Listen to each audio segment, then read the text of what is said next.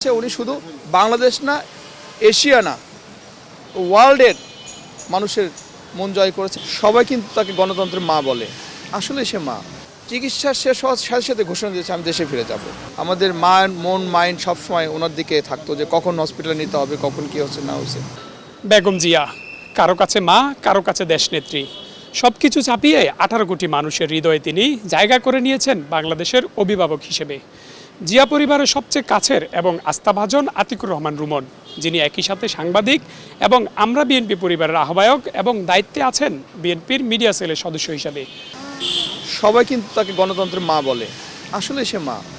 সে শুধু গণতন্ত্রের মা না, আসলেই সে মানে তার মায়া, তার আদর, তার স্নেহ, তার ছায়া, এগুলো যে পাইছে সে তাকে ওই মা বলেই সম্বোধন করবে। তখন আমি দেখেছি যে উনি যে আপনার বাড়ির আরও 8-10 জন তার ছেলে মেয়ে নাতি এদেরকে যেভাবে মানে খাইয়েছে, পাশে বসিয়েছে। আমরা কিন্তু একটা উটকো মানুষ কিন্তু, তাই না? আমাকে কিন্তু উটকো মনে করেনি সে। আমরা গেছি, আমরা কিন্তু সমান পাইছি এবং তারা যেভাবে বসে খাইছে আমরা কিন্তু সেভাবেই খাইছি এবং তারা যে জিনিস মানে আইটেমগুলো দিয়ে খাইছে আমরা কিন্তু সেম। আমাদের কিন্তু কখনো সে করেনি। মানে আমরা একটা পরের ছেলে বা এরকম পরের বাড়ির বা তার ছেলের সাথে আমরা অফিসিয়াল করি, রাজনীতি করি, এরকম কোনো দিক কখনোই মনে করেনি।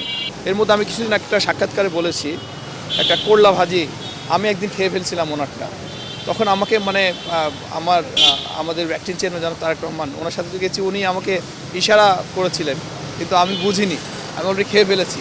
তখন আমাকে যখন বলে যে তুমি এটা খাইলে এটা আমার, তখন দেশনেত্রী বেগম খালেদা যে বলেছিল না না ঠিক আছে ওকে।